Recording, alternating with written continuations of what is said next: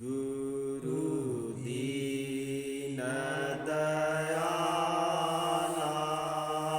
धीरज आला क्षमा को पाला सत्यमहि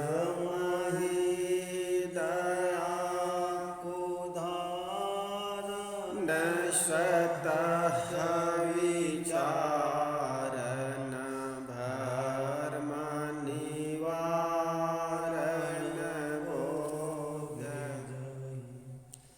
बंधन तोरी जीवन छोरी करे निज होरी परख दही विनवो चरना काज सुधरना तुम्हारी शरणा शांति यही सतगुरुदेवा दया धरेवा पार करेवा भव सागर करने निरहंकारी जग से पारी बोध रूपारी दुख दाहर रहित वासना मेटी त्रासना हरहु शासना गुण आगर त्याग करंता आसन हंता भाषण दंता नहे नागर बंदो गुरुवर वे सहज स्वाभाविक ज्ञान निधि करन हार भव के वजहाँ न संशय है भरमादीन कृपा कर ज्ञान जयते सब जालन लखे खानि बानि अरुजान करऊं समन आसक्ति गुरु बंद शौशन मुख पारखी शेष बेट धरु हाथ वचन उचारो बंदगी सत्य प्रेम के साथ साहे बंदगी साहे बंदगी साहे बंदगी साखी नंबर 112 बीजक चिंतन प्रवचन माला में आपका स्वागत है। मानुष विचारा क्या करे जाके शून्य शरीर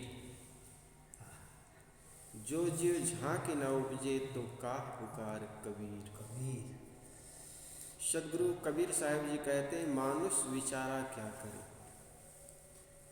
विवेकवान सत उपदेश करने वाले वो संत महापुरुष ज्ञानी क्या करे, उपदेश देकर उसे क्या लाभ पहुंचा सकते हैं जिसका हृदय श्रद्धा भाव से रहित है। जहाँ जाके शून्य शरीर, जिनके हृदय में आस्था न हो श्रद्धा न हो उसे विचारवान विवेकवान ज्ञानी महापुरुष क्या करे। जो जीव झांक न उपजे, सदगुरु कबीर कहते हैं जिसे पुकार कर क्या बुलाया जाए, जिसे साथ में आने का उत्साह न हो। कहते हैं अगर शौक हो किसी भी चीज में, किसी भी काम में शौक हो तो वही मिट्टी भी सोना हो जाता। एक दुकानदार अपने दुकान के प्रति शौक हो तो वो मिट्टी की दुकान भी सोने का दुकान हो जाएगी। और अगर कोई बड़े से बड़े धंधा भी करता हो लेकिन शौक ना हो तो थोड़े दिन में वो दुकान का दिवालिया निकल जाएगी। इसलिए हमारे गुरुदेव कहा करते थे, बिना शौक फकीरी मिट्टी है, बिना शौक के फकीरी भी मिट्टी है। शौक हो किसी काम को करने के लिए, किसी क्षेत्र में आगे बढ़ने के लिए, फिर उसमें आनंद आता है। फिर तो कहोगे आनंद ही आनंद बरस रहा गुरुदेव तुम्हारे चरणों में। जिस रास्ते पर हम चले उस रास्ते पर हमारी शौक हो, रुचि हो तो निश्चित जानिए वो आपका आनंद का कारण बनेगा, अन्यथा सिर बोझिल से दब जाओगे। फिर तो साहब कहेंगे समझ के लाद लदनिया, नहीं तो टूट जाई है गर्दनिया। किसी भी क्षेत्र में जब चलना शुरू करें तो पहले अपने मन से, अपने विवेक से तौल ले, इसके लायक हूँ, शौक है कि नहीं, अंदर रुचि है कि नहीं। और जिस व्यक्ति के अंदर में उस क्षेत्र के प्रति रुचि हो तो आनंद ही आनंद है। साहब कहते हैं जिस व्यक्ति के मन में उत्साह है ना हो, अर्थात जिसके दिल में स्वरूप साक्षात्कार एवं आत्म कल्याण का प्रेम ना हो, प्रेम नहीं जगता, उनको उपदेश देकर क्या लाभ। स्वरूप ज्ञान, स्वरूप साक्षात्कार एवं स्वरूप स्थिति की पिपासा बहुत कम लोगों को हुआ करती है। कई बार होता है आदमी रुचि ना हो ना तो भी अगर चला जाए तो कभी कभी भाव जग जाता है, लाभ तो हो ही जाता है। एक सेठ था, कभी सत्संग में जाया नहीं करते थे, कभी सत्संग में जाता नहीं था। उनकी पत्नी एक दिन कही, जी तुम सत्संग वगैरह कभी जाते नहीं हो, कम से कम इस बार जाओ, गांव में संत आए हैं, चौराहे पर सत्संग चला रहे हैं, सत्संग कर रहे हैं। अनमने ढंग से चले गए। गांव का सेठ था गांव के लोग उसको खूब आदर करते थे, इज्जत करते थे, सम्मान करते थे। जब वे पहुंचे सत्संग स्थल में, लोगों ने कहा आइए आइए, उठ करके सब उनको आदर करने लगे, विराजिए, बैठिए। बैठ गए।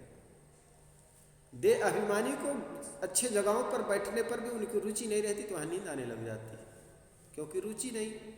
हाँ। और रुचि नहीं तो नींद आएगी। तो सेठ वहाँ बैठ तो गया, सत्संग चालू होते होते वो नींद लेने लगे। अब नींद लेने लगे, अब उसको उठाए तो जगाए क्योंकि गांव का बड़ा सेठ था। बस संत भी अपने सत्संग किए, सत्संग समाप्त हो गए, सब उठ करके चले गए। अंत में दरी उठाने वाला ने देखा नहीं है, सेठ तो अभी तक सो रहा है और बिना दरी उठे मैं जा भी नहीं सकता हूँ, तो उनको जगा दूँ। उनको जगाया, सेठ पधारिए, जाइए। अच्छा सत्संग हो गया? हाँ सत्संग हो गया। अच्छा, चला गया घर। पत्नी पूछती आज सत्संग में कौन सी बातें हुई, क्या क्या महाराज जी ने कहे? अरे 3 ही बात हुई, आइए, बैठिए, जाइए। उनकी पत्नी समझ गई ये देह अभिमानी वहां जाकर के भी सो गया होगा। तो ऐसे भी ये सत्संग में और जाने वाला नहीं है। तो उन्होंने कहा देख इसी को मंत्र मानना। आपने 4-3 शब्द सुन के आए हो ना, आइए, बैठिए, जाइए, इसको मंत्र मान लो। भोजन करके रात्रि में विश्राम करने के लिए खाट पे पहुंचे, नींद ना आए रात में, और उसी को मंत्र मान करके उन्होंने खाट में बैठ गए उठ करके, और उसी को मंत्र जाप मान करके जाप करने लगे, आइए, बैठिए, जाइए। रात में एक चोर आया। रात्रि में जब चोर प्रवेश किया तो सेठ अपना मंत्र जाप कर रहे हैं, आइए। चोर ने समझा मेरे को देख लिया ये, उन्होंने दबे पांव पीछे लौटने का प्रयास किया, फिर कहते बैठिए, बैठिए कहा तो उनको लगा कि बिल्कुल मुझे पहचान लिए। उन्होंने जैसे भागना शुरू किया तो कहे जाइए, तो उनको लगा बिल्कुल ये पहचान लिया। जो भी पैसा रुपया लिया था सेठ वहाँ से दौड़ भाग चले जा रहे थे, वहाँ से लौटा। उन्होंने लौट करके जो भी पैसा रुपया रखा था जेब में, सेठ के चौकी के पास जा कर के धर दिया। सेठ जी, महाराज जी, माफ कर देना। सेठ ने सोचा क्या हुआ भाई, आपसे क्या छुपा है, माफ कर दीजिए। सेठ ने सोचा ये मंत्र का फल बहुत जल्दी मिल गया, क्योंकि सारे पैसा वो धर दिया सामने सेठ के, मंत्र की सिद्धि बहुत जल्दी हो गई। उनको तो बड़ा खुश हुआ। पत्नी सुबह उठ करके पत्नी से सेठ ने बताया कि ऐसी ऐसी बात है। पत्नी सब बातें जान करके सोची कि ये देह अभिमानी सही घटना ये ऐसा हुआ होगा। वो जान करके कहने लगी, देख सही सत्संग में जाकर के तुमने झूठे मंत्र लाए, आइए बैठिए जाइए। सत्संग में जाकर के तुमने जो झूठे मंत्र ला करके भी तुम सच्चे चोर को पकड़ लिए। ये तो तुम्हारे अंदर के जो काम क्रोध लोभ रूपी विकार है, अगर जरा सोच तुम सच्चे सत्संग में जाते तो ये चोर काम क्रोध लोभ है, इसको तुम सही अर्थों में पकड़ पाते। धन्य है दादा। काश तुम जाकर के बड़े श्रद्धा से, बड़े भाव से, बड़े रुचि से, बड़े लगन से और शौक से जाकर के बैठते और संत गुरुजनों की वाणी को सुनते तो निश्चित आपके अंदर के जो चोर है ना वो पकड़ में आ जाता। धन्य है दादा। आज तुम सत्संग में जाकर के भी सो गए और सोने के बावजूद भी तूने असली चोर को पकड़ लिया, हाँ गलत मंत्रों के माध्यम से। और जिस दिन तुम जाकर के बड़े असली मंत्र पकड़ लोगे ना, धन्य तो उस दिन तुम जानना बिल्कुल तुम अपने अंदर के काम क्रोध लोभ रूपी चोर को पकड़ लोगे और इससे मुक्त हो जाओगे। धन्य दया। आज तुम झूठे मंत्र पकड़ करके तुम सच्चे चोर को पकड़ लिए। अगर सही सत्संग में जाते और जाकर के बड़े शौक से अगर संत गुरुजनों के सत्संग की बातों को, गुरु मंत्रों को धारण करते तो तुम मन के चोरों को भी पकड़ लेते। राजा को बात जज गई, उस दिन से बड़ा सत्संग में जाया करते। सेठ जी, हाँ, सेठ जी को बात जज गई और डेली उस दिन से सत्संग में जाने लग गए। मास्टर साहब वही कह रहे हैं, जीव जो जीव झांके ना उपजे, लेकिन जो जीव के अंदर सत्य उपदेश की बातें भी सुनने में ना आए, सही अर्थों में न समझ पाए, तो काह पुकार कबीर। सदगुरु कबीर जैसे आदर्श महापुरुष, संत महापुरुष क्या करें। स्वरूप ज्ञान, स्वरूप साक्षात्कार एवं स्वरूप स्थिति की पिपासा बहुत कम लोगों को हुआ करती है। कहा जाता है कि जब महात्मा बुद्ध को समाधि लाभ हुआ और वे पूर्ण बुद्धत्व को प्राप्त हो गए, तब उन्होंने सोचा कि मेरा क्या कर्तव्य है। उन्होंने एक बार विचार किया कि जिस आत्मा शांति का लाभ मुझे हुआ है उसे दूसरे को बांटूं। उसके बाद उन्होंने सोचा कि इसे लेने वाला कौन होगा। सारे संसार में तो घोर अंधकार में डूबा है, परमार्थ की बातें कौन सुनने वाला है। अतएव जिस शांति की उपलब्धि हुई है उसी में नित्य रमन करो और छोड़ो संसार को चेताने का चक्कर। परंतु कुछ क्षण के बाद उन्होंने पुनः विचार किया कि जैसे मेरे मन में इष्ट परमार्थ तत्व की पिपासा जगी, उनके लिए मैंने अपने आप को समर्पित किया, वैसे दूसरे भी लोग हो सकते हैं। अतः उन्होंने दूसरे जिज्ञासुओं को अपना उपलब्ध ज्ञान देना शुरू कर दिया। यहाँ इस साखी में सदगुरु कबीर की आत्मकल्याण के जिज्ञासु की दुर्बलता बताते हैं।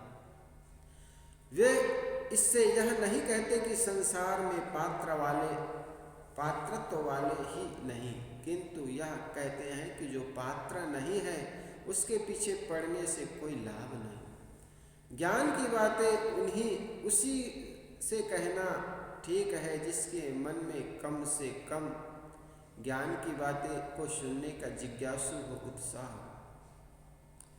भैंस के आगे बीन बजाने से कोई लाभ होने वाला नहीं। भैंस आगे बीन बजाए, भैंस देख पगुराए। इसी प्रकार जिस व्यक्ति को ज्ञान के प्रति रुचि ना हो और उनके सामने हम पारक सिद्धांत के ज्ञान बघार दो,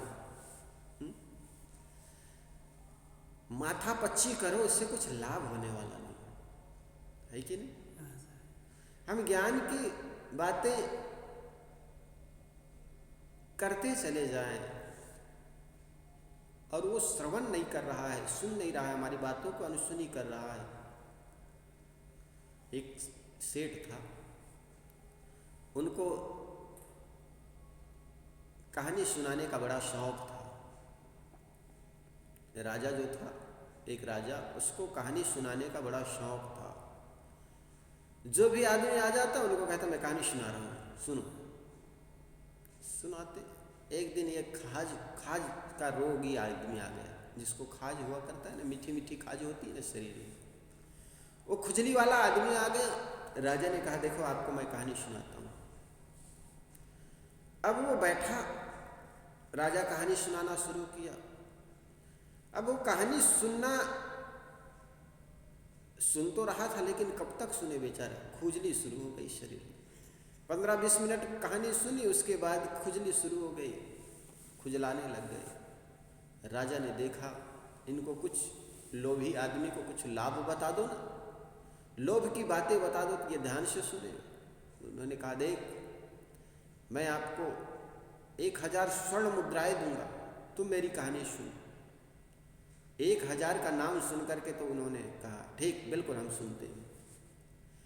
खाज खुजली छोड़ करके उन्होंने सुनना शुरू कर दिया। सुनते सुनते अब आधा घंटा हो गया, फिर 2 घंटा आदमी कब तक अपने को रोके, खुजली तो हो रही है। फिर खुजलाना शुरू कर दिया। राजा ने देखा ये आदमी फिर खुजला रहा है। उन्होंने कहा देख 1000 असरफी क्या, अब मैं तुम्हें आधा राज्य देता हूं और चुपचाप बैठ करके सुन मेरी कहानी। कहा जाता है वो आधा राज्य के नाम सुन करके फिर अपने मन को मारा और मन को मार करके कहानी सुनने लग गया। अब 1 घंटा बीत गए, लेकिन खुजली तो अंदर अंदर हो रही। उन्होंने अपना फिर खुजली शुरू कर दिया। राजा ने सोचा ये अब भी बात नहीं बनी, इनको लगता है आधी राज्य कम पड़ रहा है। उन्होंने कहा देख तुम्हें मैं आधा राज्य का पूरा राज्य देता हूँ, लेकिन कहानी सुन ध्यान से।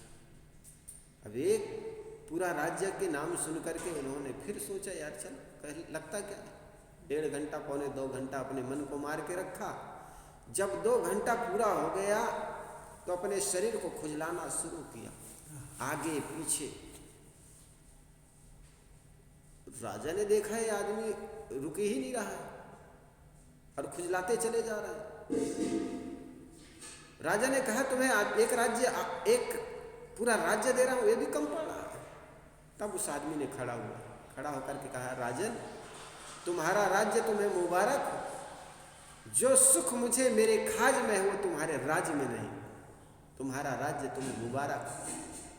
ठीक इसी प्रकार ज्ञान की बातें विषय पामर लोगों के पास कहो तो ज्ञान की बातें उनको ऐसा लगता है तुम्हारा ये ज्ञान की बात तुम्हारे पास रखो, मुझे तो विषय खुजली में ही आनंद है, मुझे जो आनंद है खाज में वो तुम्हारे राज्य में नहीं। ठीक ऐसा ही अरुचिकर व्यक्ति को तुम ज्ञान के उपदेश करो तो वो बातें लगती नहीं। जो जीव झांक न उपजे तो काह पुकार, कबीर झांक कहते हैं दृश्य दर्शन एवं प्रेम को। यह अभिप्राय है प्रेम। हम किसी को पुकार कर अपने पास बुलाते हैं परंतु वह हमारे पास आना नहीं चाहता तो हमारा पुकारना निरर्थक है। इसी प्रकार हम किसी को उपदेश देकर उसे भक्ति ज्ञान और वैराग्य पर लगाना चाहते हैं परंतु उसे इस तरफ थोड़े भी रुचि नहीं है तो उसे उपदेश देकर अपना और उसका समय बर्बाद करना। गोस्वामी तुलसीदास जी महाराज भी कहे हैं जो न सुनिए तेहि का कहिए, कह सुनाए ताहि, तुलसी तेहि उपदेश हो, तासु सरिस मरि जाए। जो न सुनित तेहि का कहिए, जो नहीं सुनता उसके लिए क्या कहा सुनाई ताहि, तुलसी तेहि उपदेश हो, तासु सरिस मति जाए। इस प्रकार जो ज्ञान के पिपासु नहीं है, जिनके अंदर में रुचि नहीं है, शौक नहीं है, उस आदमी को बहुत ज्ञान की बातें सुनाना ही नहीं चाहिए। जिस प्रकार पात्र में जब कोई चीज भरी हुई है, उस पात्र में कुछ डाला नहीं जा सकता जब तक खाली ना हो जाए, इसलिए कुछ डालने के लिए खाली पात्र चाहिए। जब ज्ञान से, अहंकार से मन भरा हुआ है तो ज्ञान की बातें कहाँ डाल पाओगे। तो शायद इसलिए कहते हैं बहुत किसी के पीछे मत पड़ो, ठीक है निवेदन कर दो, अन्यथा ज्ञान की बातें जहां तहां भी मत खोलो। हीरा पाए गांठ गठरायो, बार बार वाक्य क्यों खोलो। ये हीरा मिल गया है, पारक सिद्धांत रूपी ज्ञान मिल गया है, इसको बार बार हर जगह खोलोगे तो इसकी कीमत समझने वाले नहीं मिलेंगे। फिर तो लोग आपको ही झूठे साबित करेंगे। जरा सोचो, अंधे की नगरी में तुम आईना बेचना चाहते हो, अंधे के नगरी में तुम आईना बेचोगे, शीशा बेचोगे, तो क्या अंधे को उस आईना से क्या लेना देना। इसी प्रकार अंधकार में जी रहे, अज्ञान में जी रहे लोगों को आप ज्ञान की बातें सुनाना चाहोगे तो वो तुम्हारे ही दुश्मन हो जाएंगे। एक बार कहा जाता है, दो हंस उड़ते उड़ते शाम के समय एक नदी के तट पर, एक झाड़ था, वहां पर पहुंच गए। नदी पार करनी थी लेकिन संध्या हो गई। दोनों हंस का जो जोड़ा था, नदी के तट पर जो झाड़ था उसी झाड़ में बैठ गए। बैठने के बाद कहे कि जब सुबह होगी ना तब हम उस पार जाएंगे, अब तो अंधेला हो गया है। रुक गए। तो ये जब दोनों बातें कर रहे थे आपस में, तो उस झाड़ में एक चमगादड़ रहा करते थे। चमगादड़ का बच्चा उस समय, चमगादड़ ने देखा कि ये दोनों बात कर रहे हैं कि जब सुबह होगी तब आगे निकलेंगे, आगे बढ़ेंगे। तो आकर के पूछने लगा कि ये सुबह क्या होती है। उन्होंने कहा, रे सुबह बहुत अद्भुत सुबह होती है, सूरज निकलते हैं, बहुत प्रकाश होता है। अब चमगादड़ को या उल्लू को कहो, उल्लू ही मान लो, वहाँ पर चमगादड़ की जगह उल्लू। उल्लू कभी प्रकाश को नहीं जानते, सूरज के बारे में उसको ज्ञान नहीं है। जब हंसों ने कहा कि जब सूरज निकलेगी बहुत प्रकाश होता है, उल्लू ने कहा ये क्या होता है, हमने तो कभी देखा नहीं। तो हंसों ने सोचा इनको सूरज दिखाना होगा।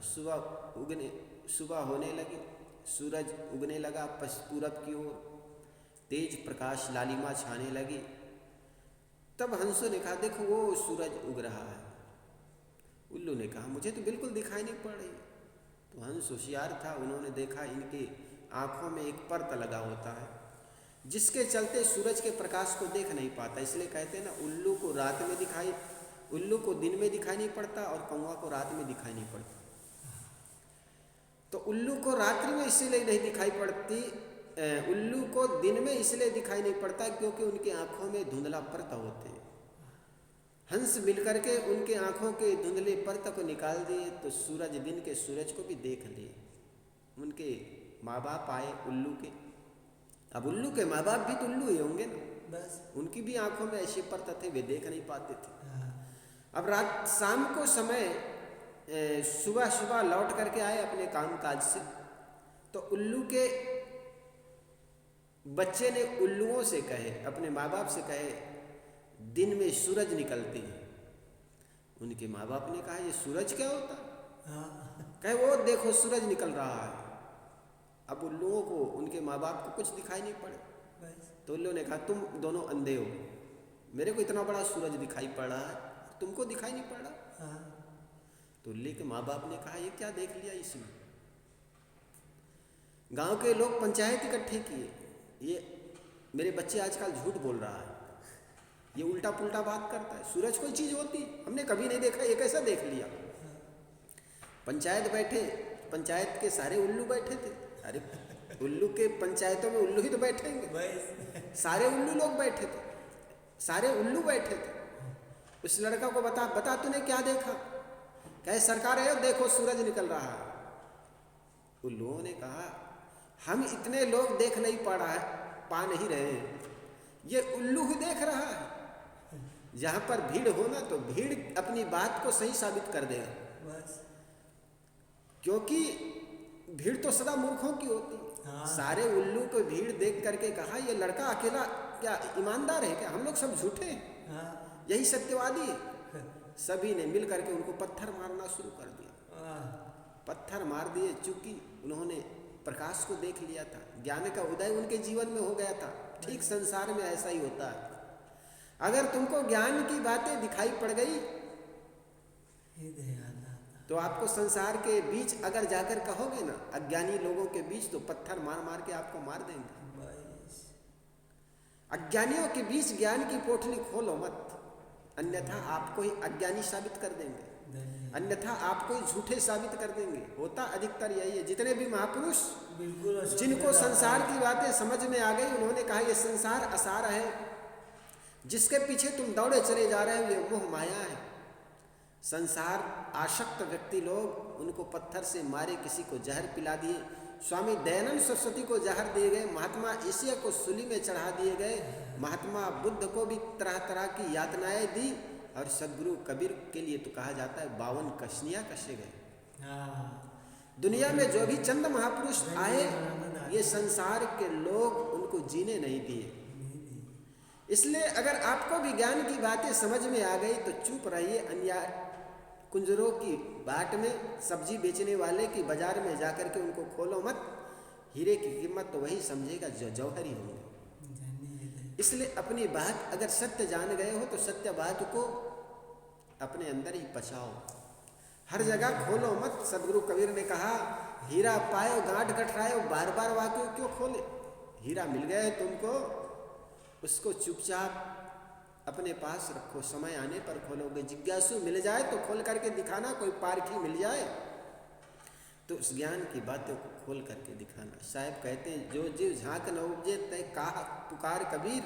साहब कहते हैं जो जीव प्रेमवश उनके बीच ज्ञान की बातें रखे लेकिन उसमें प्रेम नहीं जगा हो, तो ऐसे व्यक्ति को क्या कहना। अगर किसी के अंदर प्रेम जगा है अभी अभी, तो भी सत्य बात एकाएक मत कहो। सदगुरु विशाल साहब के पास एक जिज्ञासु आए, कहने लगा गुरुजी मैं आना तो चाहता हूँ लेकिन वो मुझे पकड़ लेता है। वो मतलब वो प्रेत। गुरुजी जान गए ये आदमी प्रेत के चक्कर में पड़ करके आना नहीं चाहता। उन्होंने कहा तुम आना चाहते ना तो वो छोड़ देता। बाद में सदगुरु विशाल साहिब जी की ये बात सुन करके गुरुदेव अभिलाष देव कहने लगा गुरुजी आपने उनको सत्य बात क्यों नहीं बताई?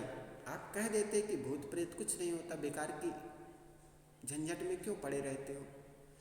तो सदगुरु विशाल साहब ने कहा कि एक ही बार में मैं कह देता ना, अभी तो संतों के प्रेमवश में चले आते हैं। अगर मैं कह देता ये सब झूठ मूठ है तो कल आना बंद कर देगा, और आना बंद कर देगा, संतों के पास ही नहीं आएगा, उनके हृदय में प्रेम नहीं, खत्म हो जाएगा।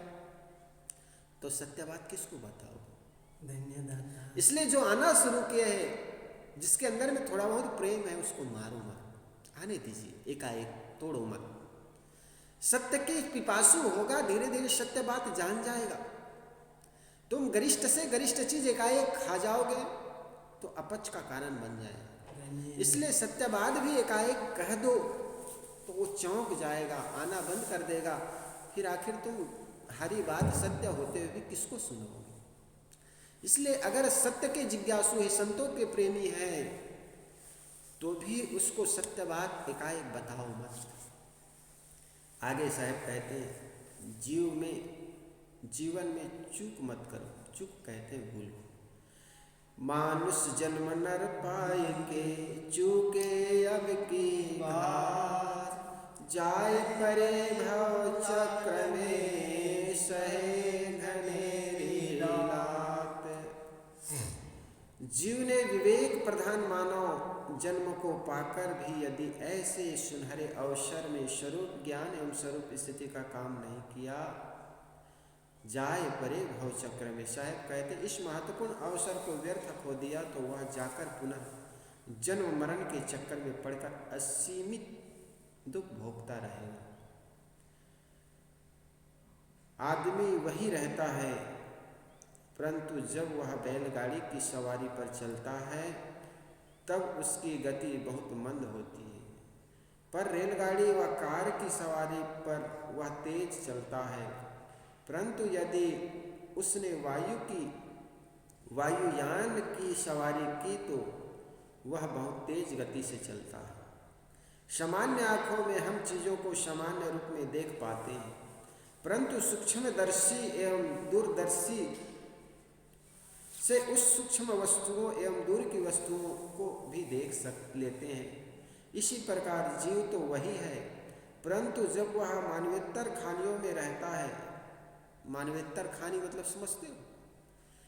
मानवेतर खानी का मतलब होता है मनुष्य से अलग खानी। गाय, बैल, घोड़े, हाथी, गधे, सुअर, मनुष्य से हट करके जो मानवेतर खानी है, मनुष्य से अलग खानी है, उस खानी में जब मानवेतर खानी में रहता है तब केवल पेट व भोग तक सीमित रहता है। परंतु जब मानव शरीर में आता है तब विवेक ज्ञान की भूमिका में पहुंच जाता है। विवेक ज्ञान की भूमिका, इसको मोक्ष की भूमिका भी कहते हैं। मोक्ष की भूमि मिलकर के आदमी मोक्ष को ना पाए तो साहब ने इसको पापी भी कहा। मानुष तय बड़ा पापिया अक्षर गुरु ही न मान, बार बार बन कुह के ही गर्भ धरे और ध्यान। सदगुरु कबीर ने कहा अगर मनुष्य तन पाकर के भी तुमने अपने मानवेतर खानियों के कुमार्ग को त्यागा नहीं, केवल भोग और मोह में अपने जीवन को बिता दिया, तो समझो तूने पशु से भी ज्यादा नहीं हो। इसलिए साहब ने कहा मानुष है के नाम। साहब ने इसलिए कहा मनुष्य होकर के तुम मुआ सो डांगर ढोर, मनुष्य बनकर के तूने मरा नहीं, मनुष्य बनकर के अपने जीवन को सार्थक नहीं किया। मनुष्य तन लेकर के जो मनुष्य शरीर में करना चाहिए वो तूने नहीं कर पाया, इसलिए पापी हो। मानुष तय बड़ा पापिया अक्षर गुरु ही न मान, गुरु के अक्षर, गुरु के ज्ञान, ये शरीर है मोक्ष भूमिका है। मनुष्य का जो शरीर है मोक्ष भूमिका, इसमें तूने मोक्ष नहीं किया, भोग भोग करके अपने कर्म संस्कार और बिगाड़ते चले गए, तो समझो कि बड़े पापी। इसलिए ये शरीर मिला है और उस काम को नहीं करने वाले पापी हो जाता है। क्योंकि जिस काम के लिए हमें इस प्रकृति में आना हुआ, जैसे एक आदमी गया बाजार, और बाजार इसलिए गया ताकि उसको सामान लाना था। क्या सामान लाना था? घर के आलू, प्याज, चावल, हल्दी, नमक लाना था, लेकिन गया बाजार, भट्टी में चला गया, शराब पीकर आ गया।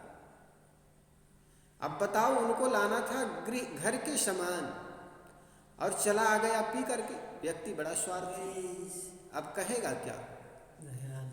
ये पापी तो हुआ। घर के जब सामान लाते, गृह निर्वाह के सामान लाते, तो घर के सारे लोग उसका प्रयोग करते। अब वो शराब पीकर आ गया तो पापी तो हुआ। इसी प्रकार ये जीवन में आने का उद्देश्य है आत्मा कल्याण, मन को स्वच्छ और साफ करने का, लेकिन ये तो किया नहीं, और ऊपर से लादिन 10 मन और, साहब कहते और पाप लाद करके चला आया है ना। तीर्थ गए 3 जना, चित चंचल मन चोर, एकाव पाप न काटिया, लादिन 10 मन और पाप लाद करके आ गए, तो पापी तो हो गए ना। इसलिए साहब कहते हैं मानुष जन्म चुके नर पाए के चूके अब की घात। अन्य खाने अंधकारपूर्ण है, मानव शरीर प्रकाश स्थल है। जीव का मानव शरीर में आना उसका एक सुनहरा अवसर है। मानव शरीर में विवेक जग सकता है, यही सत्संग प्राप्त होता है, यही जीव अपने स्वरूप को समझ सकता है, यही साधना करके सारी जड़ वासनाओं का क्षय कर सकता है। ऐसे उत्तम मानव चोला पाकर भी जो इसे पशु सदृश कामों में लगाए रखता है, वह मानव अपने सुनहरे दांव को चूक रहा है। अवसर ऐसा देवता है जिसके सिर के अगले भाग में चोटी है, किंतु पिछले भाग में केवल सफाचट है। अवसर एक ऐसा देवता है, कल्पना करो एक ऐसा देव हो जो आए तब तो देख ना पाओ और पीछे से तुम पकड़ना चाहो। किसी संग्रहालय में एक बहुत अच्छा फोटो था, चित्र बनाया हुआ था एक कवि ने, जिसके मुख बालों से ढका हुआ था और पीछे बाल नहीं था। चित्रकार के इस चित्र को देख करके एक जिज्ञासु ने पूछा, ये चित्र किनका है? ये समझ में नहीं आ रहा है। समझ में इसीलिए नहीं आ रहा है क्योंकि इनके जो सिर है वो बालों से ढका हुआ है और पीछे सफाचट है, बाल है ही नहीं। तो इनके चित्र क्या, किनके चित्र है ये? जिज्ञासु के प्रश्न सुन करके चित्रकार ने कहा, ये समय का चित्र है। कहा, ये बताना क्या चाहते हो? उन्होंने कहा, देख, जब समय आता है तुम पहचान नहीं पाते हो, इसलिए बाल से ढका हुआ है, और जब निकल जाता है तुम पीछे से पकड़ना चाहते हो तो बाल है ही नहीं, तो पकड़ में आएगा कैसे? तो समय को चित्र, ये समय का चित्र है। जब तुम्हारे पास आता है तुम समझ नहीं पाते हो ये कौन है, और समय निकल जाता है तब तुम्हें लगता है कि अरे पकड़ लूँ इसको, मैं पुनः जी लूँ इसके साथ, लेकिन समय निकल गया। जवानी जब निकल जाती है तब आदमी को पश्चाताप होता है, मुझे जो करना चाहिए नहीं कर पाया। ये समय रूपी, जवानी रूपी समय जब निकल जाता है तब पश्चाताप होता है। ठीक इसी प्रकार समय एक ऐसा देवता है, जब तुम्हारे पास आता है तुम पकड़ नहीं पाते हो, समझ नहीं पाते हो, और जब निकल जाती है तब उनको पकड़ने की चेष्टा करते हो, तब पश्चाताप के सिवाय और क्या मिलता है आपको? जवानी में जो आदत बन जाती है अच्छे बुरे की, वो आदत छूट नहीं पाती, और जब पीछे आगे निकल जाता है तुम पीछे रह जाते हो, तब लगता है यार उस समय मैं अपने को संभाल लेता, उस समय मुझे संत गुरुजन मिल गए होते, उस समय मुझे सत्संग मिल गया होता तो मेरे जीवन कुछ और होता। ये कब ख्याल आता है? जब समय निकल जाता है। इसलिए साहब कहते हैं, जब समय आया है तो उस समय को समझने की चेष्टा करो। अतः यदि उनके आते ही उनकी चोटी पकड़ ली गई तो वह अपने हाथों में आ जाएगा, अन्यथा जब वह लौट पड़ता है तब उसे पकड़ा नहीं जा सकता। जो लोग अपनी जवानी को काम, भोग, लड़ाई झगड़े एवं रागद्वेष में छीन करते हैं, वे बुढ़ापा में पहुंचकर केवल पश्चाताप करते हैं। मनुष्य जीवन का अवसर सर्वाधिक मूल्यवान है। हम इनके जीवन के अवसर में धन कमा सकते हैं, किंतु धन देकर जीवन के बीते अवसर को लौटा नहीं सकते। मनुष्य जीवन का यह सर्वाधिक मूल्यवान है। हम अपने जीवन में धन तो कमा सकते हैं, लेकिन जिस धन को आपने कमाया है उस धन को दे करके भी आप समय को लौटा नहीं सकते। कई बार होता है आदमी जवानी में तो खूब अंधाधुंध धन कमाता है, रात देखता है ना दिन देखता है, और धन कमाने में लगा रहता है। अब धीरे धीरे शरीर बूढ़ा हो जाता है। अब शरीर बूढ़ा हो जाता है तो वो धन दे करके तुम जवानी क्या लौटा सकते हो? रात गई सो बात गई, तकदीर का शिकवा कौन करे, जो तीर कमान से निकल गई उस तीर का पीछा कौन करे। बात गई सो रात गई, रात गई सो बात गई, तकदीर का शिकवा कौन करे, जो तीर कमान से निकल गई उस तीर का पीछा कौन करे। इसलिए वर्तमान जो मिला हुआ है, वर्तमान में काटो भाई, भूत भविष्य को देहु बहाई। भूत और भविष्य। आदमी अतीत की कल्पना करता है, अतीत को याद करता है और भविष्य की कल्पना करता है, लेकिन बूढ़े का कोई भविष्य नहीं होता है और बच्चे का कोई अतीत नहीं होता है। वर्तमान में हम भविष्य को भी याद करते हैं, भविष्य की कल्पना करते हैं और अतीत की याद करते हैं। तो जवानी एक ऐसा मूल्यवान चीज है जिसमें हम कुछ कर सकते हैं। कहा जाता है 3 स्त्रियां पानी भरने जा रही थी और 2 संत झाड़ के नीचे बैठे हुए थे। एक जवान साधु था, दूसरा उनके गुरुजी थे, बूढ़े थे। गुरुजी समझा रहे थे, देख बेटा, अगली को छोड़, पिछली को छोड़, बिचली को पकड़। धन्यवाद। कहा जाता है उन संतों की गूढ़ बातों को वो तीनों स्त्री समझ नहीं पाई, लेकिन संतों की बात सभी समझ में थोड़े आती है। संतों के जिज्ञासु ज्ञान की बातें सबको कुछ कोड वर्ड होते हैं, वो समझ में आती नहीं। वो स्त्रियां जाकर के अपने गांव के पंचों के बीच बताए कि 2 साधु वहां बैठे हुए और हम लोगों को पकड़ने छोड़ने की बात कर रहे थे। हम लोगों को बड़ी डर लगी, हम दौड़े दौड़े आप लोगों के पास आए। आप लोगों से निवेदन करते हैं कि उन संतों को सजा दीजिए आप। संतों को ऐसे बोलना नहीं चाहिए, अगली को छोड़, पिछली को छोड़, बिचली को पकड़। ये उन्होंने हम लोगों के बारे में कहा। संतों की गूढ़ शब्द को बहुत कम लोग जान पाते हैं। पंचायत बैठी गई, पंचायत में उस संतों को बुलाए गए, गुरु को बुलवाए। गुरु को पूछा, भाई तो बूढ़े भी हो गए हो और ये जवान साधु को क्या क्या पढ़ाते हो? अगली को छोड़, पिछली को छोड़, बिचली को पकड़। संत ने देखा ये लोग मेरी ज्ञान की बातों को भी गलत अर्थों में ले लिया। उन्होंने कहा, देख पंचो, मैंने कोई गलत नहीं कहा। ये जीवन में के 3 पड़ाव होता है, एक तो बचपना, दूसरी जवानी और तीसरा बुढ़ापा। बचपना में कुछ करते नहीं बनता, सब चीज के लिए माँ बाप पर आधारित होना चाहते हैं, दूसरे पर आधारित रहना पड़ता है, दूसरे पर परावलंबन रहना पड़ता है, पराश्रित रहना पड़ता है। और बुढ़ापा में भी ऐसा होता है। बुढ़ापा जब आ जाती है तो बच्चों पर आधारित रहना पड़ता है। बच्चे भोजन दे तो करते हैं, बच्चे भोजन नहला दे धुला दे तो नहा पाते हैं।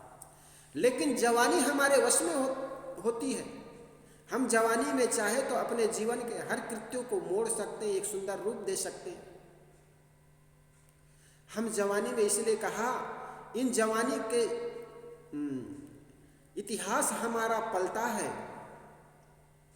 जिस ओर जवानी चलती है उस ओर जमाना चलता है। संघर्षों के छाया में इतिहास हमारा पलता है, जिस ओर जवानी चलती है उस ओर जमाना चलता है।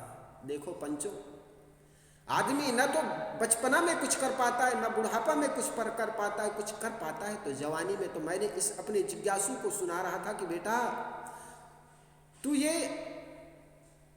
अगली को छोड़, अर्थात जो बचपना निकल गए उसकी भी याद मत कर, और आने वाला बुढ़ापा है उसको भी याद मत कर। अगली को छोड़, जो निकल गया उसको छोड़, और पिछली की भी याद मत कर, लेकिन वर्तमान में जवानी मिली हुई इस जवानी को पकड़ और जवानी में ही कल्याण की बातों को श्रवण करके अपने जीवन को सुंदर लगाइए, सुंदर कल्याण पथ पर लगाइए। इस प्रकार संत ने कहा तो पंचों ने उनके चरणों में गिर करके कहे, संत भगवान, हम लोग आपकी बातों को समझ नहीं पाए और नाहक आप लोगों को इस पंचायत में बुलाना पड़ा। संतों की बात बड़ी गुणार्थ होती है। एक बार भी ऐसे और घटना घटी। एक संत, अभी कोई 18-20 वर्ष के ही संत है, ये घर में आज भिक्षा मांगने गया।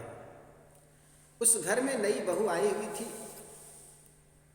बहू ने कुछ पैसे और कुछ धन लेकर, अनाज लेकर उनकी झोली में डालने के लिए चली आई। घर में के दरवाजे पर जब भिक्षु खड़े हो, कोई भिक्षु आ जाए तो उनको कभी खाली हाथ जाने नहीं देना चाहिए। वो नई बहू आई हुई थी, सास तो थी नहीं उस समय। जाकर के उस जिज्ञासु के झोली में कुछ डालने लगी, कुछ पैसा, कुछ अनाज। डालते डालते वो जिज्ञासु को पूछ बैठी, नई बहू पूछती है उस भिक्षु के को कि महाराज इतने जल्दी? तो संत ने कहा, मुझे समय का ज्ञान नहीं था।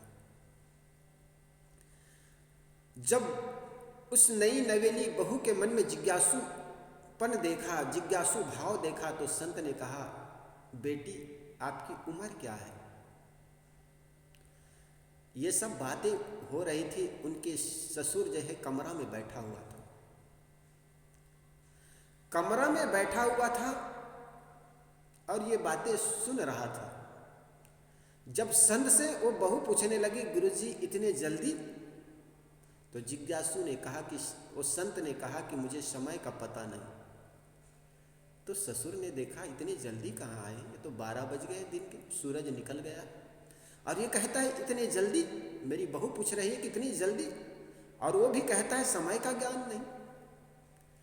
जब संत ने पूछा कि बेटी तुम्हारी उम्र क्या है, तब तो ससुर साहब को लगा बात बिल्कुल गलत है। किसी स्त्री और किसी पुरुष के, किसी स्त्री के उम्र और किसी पुरुष के उसके वेतन नहीं पूछना चाहिए। और ये संत होते हुए एक स्त्री की उम्र पूछ रहा। उन्होंने बड़े कान देकर सुनने लगा, आखिर क्या अब क्या बोलती है बहू? तो बहू ने कहा कि गुरुजी मेरी उम्र 5 वर्ष है। अब ससुर को लगा कि जरूर दोनों में बहुत गलत बातें हो रही हैं। फिर संत ने कहा, बेटी तुम्हारी उम्र 5 वर्ष, तो तुम्हारे पति का उम्र? कहे उनका उम्र अभी 3 वर्ष। जैसे ही 3 वर्ष कहा कि मेरा बेटा पूरा 21 वर्ष के है, और ये 3 वर्ष बता रही है। वो डोगरा तो एकदम कान खड़ा करके सुनने लग गया, आंखें तो खुली की खुली रह गई। आगे और क्या पूछता है? तब संत ने कहा, बेटी तुम्हारी उम्र 5 वर्ष, तुम्हारे पति का उम्र 3 वर्ष, तो ये बता तुम्हारी सास का? कहे गुरुजी सास का उम्र तो 1 वर्ष। तब तो ससुर एकदम समझ गया कि बिल्कुल गलत बातें हो रही हैं। इतने में संत ने फिर पूछ ली कि बेटी तुम्हारी 5, तुम्हारे पति के 3, तुम्हारे ससुर के 1 वर्ष, तो तुम्हारे ससुर की कितनी उम्र है? कहे ससुर की तो अभी तो जन्म नहीं हुआ है। तब तक डोगरा डंडा लेकर सोचे, अभी बताती हूँ तुम्हें ससुर जन्म लिया है कि नहीं लिया है। डंडा लेकर चले आए। तब तक वो संत उनके भिक्षा लेकर और बातचीत करके आगे निकल गए थे। डोगरा ने कहा, ये बहुत तूने कितने गलत गलत बातें कही थी। अरे दिन के 12 बज चुके हैं और तुम कहते हो इतने जल्दी? और तुम्हें वो साधु को एक तो उम्र नहीं पूछनी चाहिए, और उम्र पूछ भी लिया तो तुम्हें गलत उत्तर देने की क्या औचित्य? तूने अपनी उम्र 5 वर्ष बताई, एकदम से 20 वर्ष के तुम खुद हो। कहा जाता है बहू कुछ सुनाना चाहती थी, लेकिन ससुर एक शब्द भी नहीं सुनना चाहते। इतने में कहता है ससुर चिल्ला चिल्ला करके उनके पीहर वालों को, मैके वालों को बुला लिया, तुम्हारी लड़की को ले जाओ। ऐसी ऐसी बातें करनी चाहिए। ये क्या एक अच्छे घराने की बहू का लक्षण है? ये तुम्हारी बेटी अच्छी नहीं है, इसको ले जाओ। पंचायत बुलाए गए, उनके घर के लोगों को, उनके माँ बाप को पीहर से फोन कर दिए गए। वे लोग आ गए, पंचायत इकट्ठी हुई, बातें शुरू हो गई। बातें शुरू हुई तो बहू को बुलाई गई। बहू के साथ साथ उस संत को भी बुलाया जाए। कहा जाता है संत अपने गांव से, एक गांव से दूसरे गांव चला गया था। उस गांव से भी उनको पकड़ के लाया गया। पकड़ के लाया गया तो प्रश्न पूछा गया पंचों ने। पंच होने के नाते पंचों को पूछना पड़ा, बता साधु, तुम्हें इस लड़की ने पूछा, भिक्षा लेना तुम्हारा दायित्व है, कर्तव्य है, लेकिन ऐसे अटर पटर प्रश्न करने की क्या जरूरत तुम्हें? जब तुम्हें यह पूछ लिया इतना जल्दी, तो दिन में 12 बजे तुम इसके घर में भिक्षा लेने आए थे, तुमने क्यों कहा समय का पता नहीं था? और ये लड़की भी भोली, जब इनको तुमने उम्र पूछा तो ये भी कैसे बता दी तुम्हें कि 5 वर्ष, अब ये ठेठ एकदम 20 वर्ष के हैं। तब उनकी बहू और संत मिलकर के कहने लगा कि संत पंच भगवन, आप लोग हमारे गुण अर्थ को समझ नहीं पाए। मेरी उम्र बहुत हल्की है, 18-19 की उम्र में मैंने संत मार्ग में चले आया। तो ये ज्ञान की बातें पूछ रही थी, गुरुदेव इतने हल्की उम्र में इतने जल्दी तुम आ कैसे गए? हाँ, तो मैंने बताया कि मुझे समय का पता नहीं था कि कब मौत आ जाए, धन्य है। इसलिए मौत आए इसके पहले मैं संतों के सानिध्य जाकर के अपना कल्याण का मार्ग प्रशस्त कर लूं, इसलिए मैं संत गुरुजनों के सानिध्य चला आया। फिर मैंने जब इस बहू को पूछा कि बेटी तुम्हारी उम्र क्या है, तो ये बताई 5 वर्ष। तो 5 वर्ष ये क्यों बताई, इसको आप पूछ लीजिए। उस पंचों ने उस बहू को पूछने लगा, बेटी इन्होंने जब चलो तुम्हारी उम्र पूछ ली तो तूने 5 वर्ष क्यों बताई? तब वो कहने लगी कि पंच भगवन, हकीकत तो मेरी उम्र 21 वर्ष की है, शरीर का ये उम्र है, लेकिन कल्याण पथ में ये भक्ति मार्ग में आया उसकी उम्र केवल 5 वर्ष ही हुआ है। आज मेरी शादी हुई 3 वर्ष हुई है, उसके पहले 2 वर्ष पहले अर्थात आज से 5 वर्ष पहले संत गुरुजन मेरे घर में आया करते थे, लेकिन मेरे घर में बीज का बीजारोपण नहीं हुआ था, भक्ति का बीज अंकुरित नहीं हुआ था। लेकिन संतों के आने जाने से मैंने मन में जिज्ञासा जगी और संत गुरुजनों के पास जाकर के मैंने दीक्षित हो गई और भक्ति मार्ग में चलना शुरू किया। तो मेरी उम्र अभी 5 वर्ष हुई है। जब से मैंने भक्ति मार्ग में चलना शुरू किया तब की मेरी उम्र 5 वर्ष हुई। और मैं शादी होकर के जब इस घर में आई 3 वर्ष हुई है, मैं संतों के पास जाती तो मेरे पति के मन में जिज्ञासा जग गई। तो 3 वर्षों से मेरे पति भी संत गुरुजनों के पास जाकर के दीक्षा ले ली, तो इनकी उम्र भी 3 वर्ष हुई। तब पंचों ने कहा, अब बताइए तुम्हारे सास की उम्र तूने ये कैसे बताई इनकी 1 वर्ष करके? तो कहे, गुरुजी हम पति पत्नी जब सत्संग में जाया करते थे, इनको देख करके भी इनके मन में जिज्ञासा जगी कि ये संतों के पास क्या सीखने क्या देखने जाते हैं। तो मेरी माँ अभी साल भर से संतों के सत्संग में जाती है और उनके मन में जिज्ञासा जग गई, भक्ति का प्रादुर्भाव हुआ, इन्हों को भक्ति मार्ग में आए केवल 1 वर्ष हुआ है, इसलिए मेरे ससुर सास की उम्र 1 वर्ष हो गई। पंचों ने पूछा कि बेटी तूने ससुर का जन्म नहीं हुआ, जब हमारे ससुर का जन्म नहीं हुआ तो तुम कैसे आ गई? तब बहू ने कहा कि गुरु पंच भगवान, इनका भी अपना गुणार्थ है, इनका भी बड़ा गुण अर्थ है। कहे कैसे?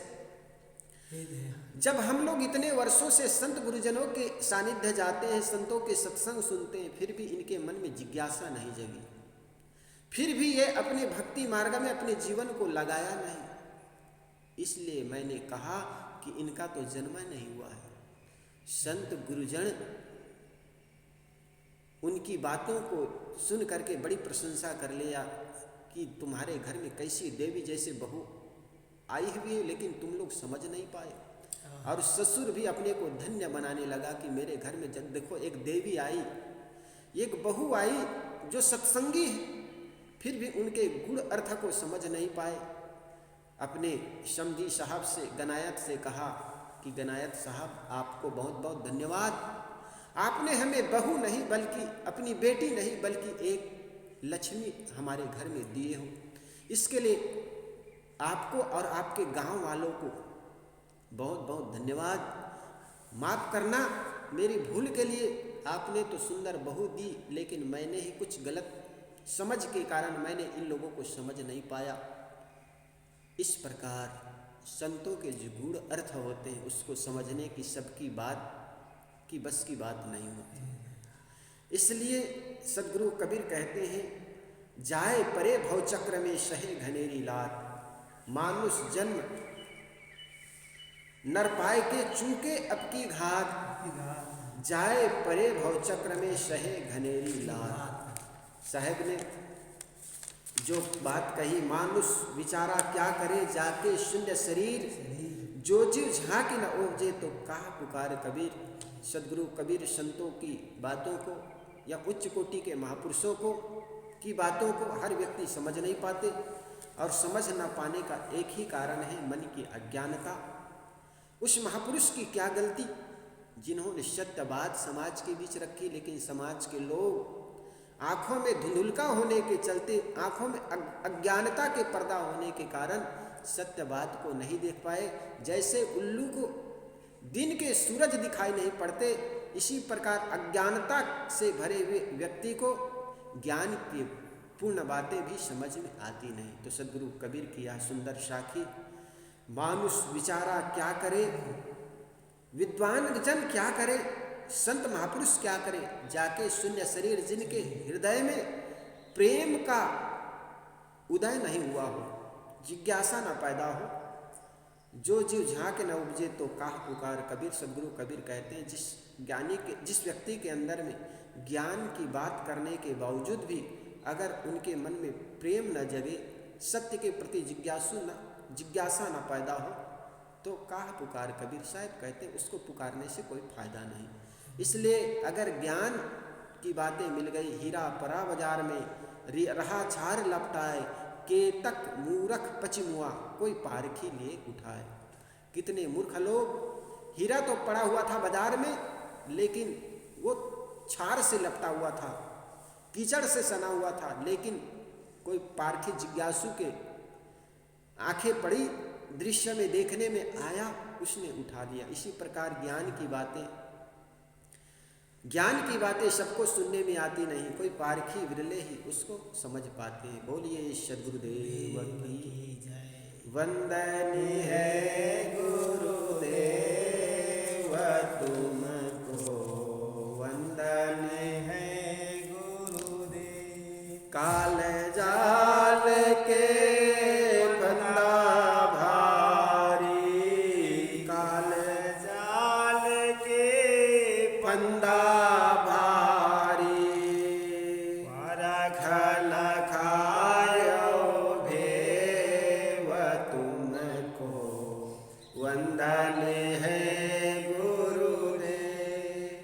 वंदन है गुरुदेव तुमको, वंदन है गुरुदेव। वेद शास्त्र सब खोजत हारे, वेद शास्त्र सब खोजत हारे, मन जानत